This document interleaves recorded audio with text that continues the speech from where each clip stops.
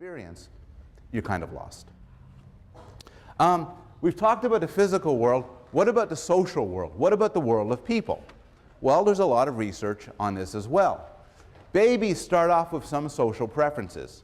If you take newborn babies, it's very hard to do research with newborn babies, actually, because of the consent procedure and everything. So most of this work is done in France, where they have no laws at all. They just rush into, women give birth, and rush into, say, you're a psychologist, and then they do experiments on the babies. And it's terrific. And this is like one of them, where they compare babies looking at this versus this. Babies like the one that looks like a face. These are newborns.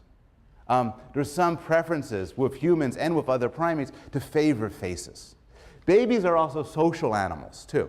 So they're natural mimics. Andrew Meltzoff, for instance, has found that if you go to a newborn baby, and if you find a newborn baby, this is the first thing you should do. Stick your face right up to newborn baby and go, and stick your tongue out. And Meltzoff finds that babies, more often than not, stick their tongues out back, suggesting some sort of social connection from one person to another. And then later on, babies are mimics. Babies, more often than not, will copy the face next to them. Now, the nature of these responses, this preferring faces, this sort of mimicry, is a matter of debate. And there's a lot of research going on asking how smart are babies? Can we use some of the same methods that we've looked at for the physical world to look at the social world? And to illustrate one of the studies, I'll tell you about a study that I did with Valerie Kuhlmeier and Karen Wynn. And so what we tested was 9-month-olds and 12-month-olds, and we showed them movies. So they're sitting down and they're seeing a movie where one character is going to help a ball achieve a goal and another character is going to hinder the ball. And then we're going to see whether they expect the ball to approach the one that helped it versus the one that hindered it. So this is what a baby would see. This is literally the same movie a baby would see in the experiment. The thing is, for these sorts of experiments, there's a lot of control. So something that's a square in one movie will be a triangle in another movie. Something that's on the top in one movie will be on the bottom in another movie. So this is an example movie. But this is what babies would see.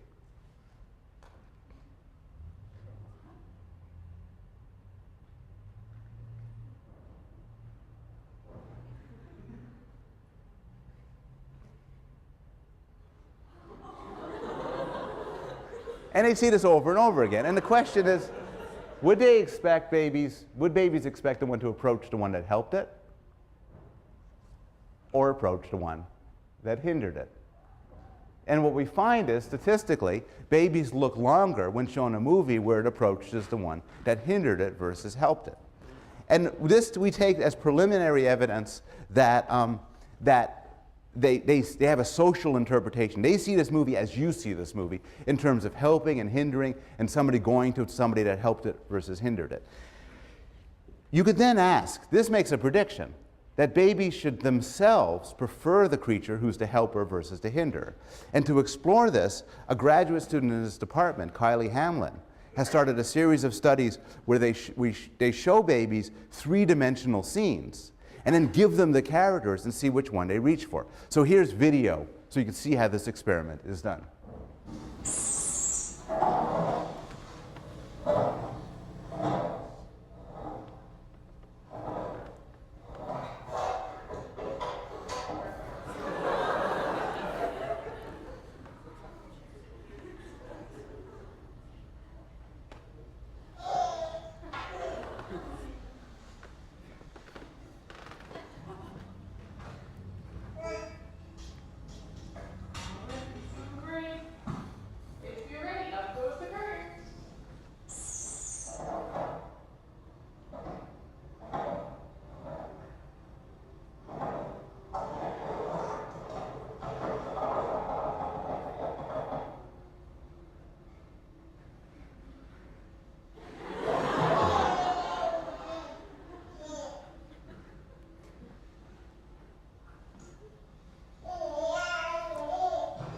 Now the next trial is from a different study, different things were used, and the baby's given a choice. And one thing to know methodologically is the person giving a choice is blind to the study. And blind here is a technical term, meaning she had no idea what the baby saw. And the point about this is to avoid either intentional or unintentional sort of trying to get the answer you want. She couldn't do that because she didn't know what the right answer is. So here's what the baby would see. Which toy do you want to play with? The blue one? All right, good job, Ryan. All right.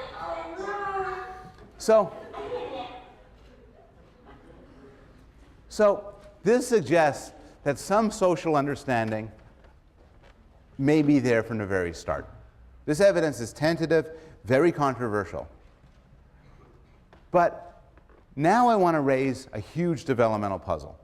And the puzzle is, there are some ways in which babies are, not just babies, but young children, are very clueless when it comes to people.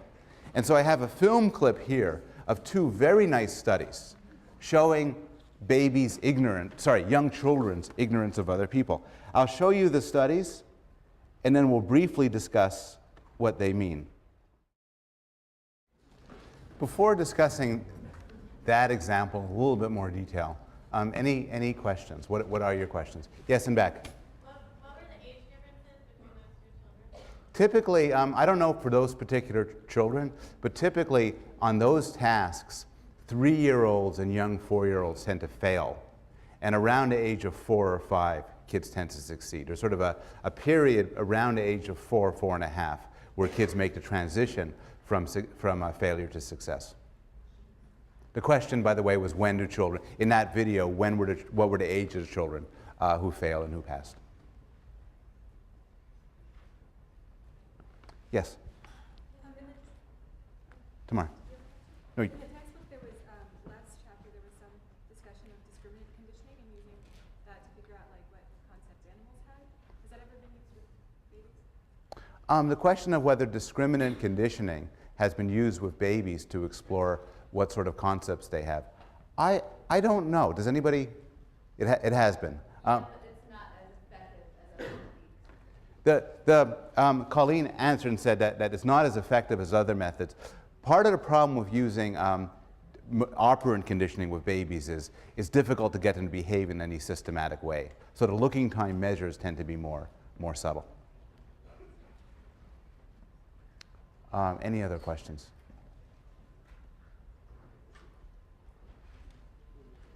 Oh, yes.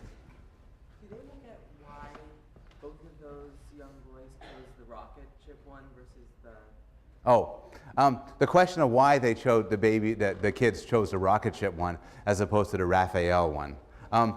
It wasn't what they were interested in an experiment. My bet is when they chose the stickers, they had a pretty good sense of which ones the boys would prefer in those studies. The question of why a boy might prefer one sort of sticker and you might get a different response with a girl is going to come up later when we discuss different theories of sex differences. But that was something I think they were just assuming in the study to get it off the ground.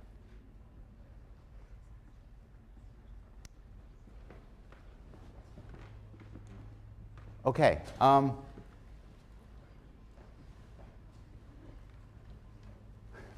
There's a huge debate over what's going on there. And if you listen at the end to the psychologist summarizing the data, the psychologist had a very good and very clear and strong idea of what was going on. It was that children need to know more about minds. The children don't know about that you can do something with the intent to deceive. They don't understand that somebody could choose what you chose in a malicious way. This is possible. This is one respectable theory.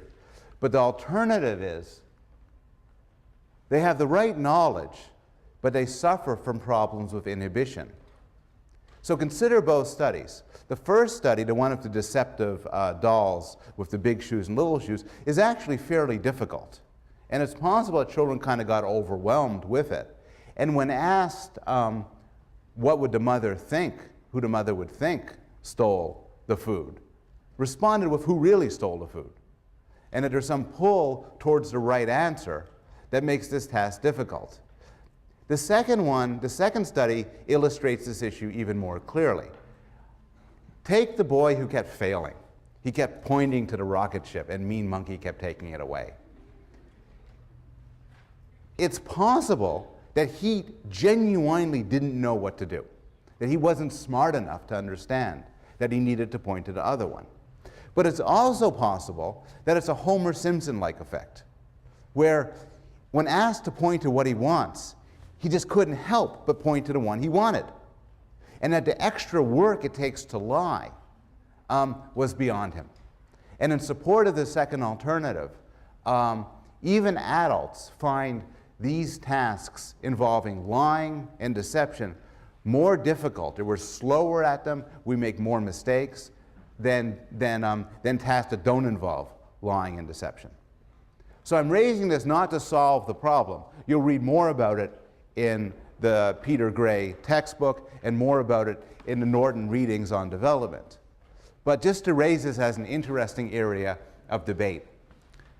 Another interesting area of debate is what's the relationship between different sorts of development. So I started off with Piaget, and Piaget, like Freud, believed in general across-the-board changes in how children think. An alternative, though, is that they're separate modules. And this is a view developed again by Noam Chomsky and also by the philosopher of mind, Jerry Fodor, who claim that the whole idea of a child developing as a single story is mistaken. What you get instead is there's separate pre-wired systems for reasoning about the world. These systems have some built-in knowledge, and they have to do some learning. But the learning pattern varies from system to system, and there's a separateness to them. Why should we take this view seriously? Well, one reason is that there are developmental disorders that seem to involve damage to one system, but not to another. And the classic case of this is a disorder known as autism. And autism is something I've always found a fascinating disorder for many reasons. It's actually why I entered psychology. I started off working with children with autism. And it could be taken as a striking illustration of how the social part of your brain is distinct from other parts of your brain. So what autism is a disorder that strikes about 1 in 1,000 people, mostly boys. And the dominant problems consist of a lack of social connectedness, problems with language, problems dealing with people, and more generally, problems with what the psychologist Simon Baron-Cohen has described as mind blindness. In that autistic people show no impairments dealing with the physical world. They show no impairments on, they don't necessarily show any impairments on mathematical skills or spatial skills, but they have a lot of problems with people. Now, many autistic children have no language, they're totally shut off from society, but even some of them who learn language and who manage to get some sort of independent life, nevertheless, will suffer from a severe social impairment. And this could be shown in all sorts of ways.